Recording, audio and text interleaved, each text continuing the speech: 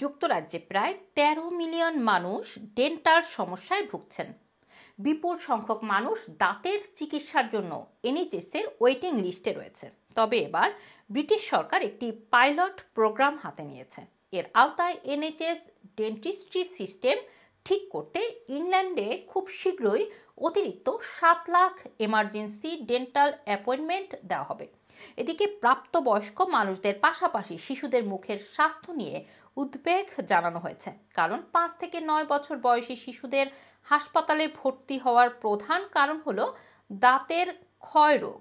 ৫ বছর বয়সী ২০% শিশু দাঁতের ক্ষয়ের লক্ষণ রয়েছে। লেবার পার্টি জানিয়েছে আগামী এপ্রিল থেকে রোল আউট শুরু হবে। নির্বাচনী ইস্তিহারের অংশ হিসাবে এটি বাস্তবায়ন করা হবে।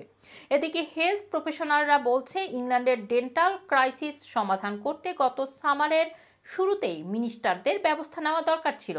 ব্রিটিশ ডেন্টাল অ্যাসোসিয়েশনের একটি গবেষণায় দেখা গেছে এক্সট্রা অ্যাপয়েন্টমেন্টের ক্ষেত্রে প্রতিজন এনএইচএস ডেন্টিস্টের জন্য মাসে মাত্র ২টি অতিরিক্ত স্লট খালি রয়েছে। এনএইচএস ইংল্যান্ড সারা দেশে ইন্টিগ্রেটেড কেয়ার বোর্ডকে চিঠি দিয়েছে।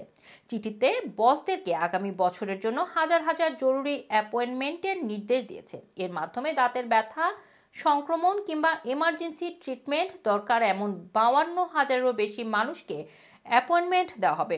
ইংল্যান্ডের chief dental officer mister Jason জানিয়েছেন রোগীদের ট্রিটমেন্ট নিশ্চিত করতে ডেন্টিস্টরা কঠোর পরিশ্রম করছে, কিন্তু অনেক মানুষ এনএইচএস ডেন্টাল সার্ভিসের অ্যাক্সেস নিতে অসুবিধার সম্মুখীন হচ্ছে। ৭ লাখ মানুষের অ্যাপয়েন্টমেন্ট নিশ্চিত করার মাধ্যমে এই ক্রাইসিস কিছুটা কমবে। রুমানা রাখি, রানা টিভি, লন্ডন।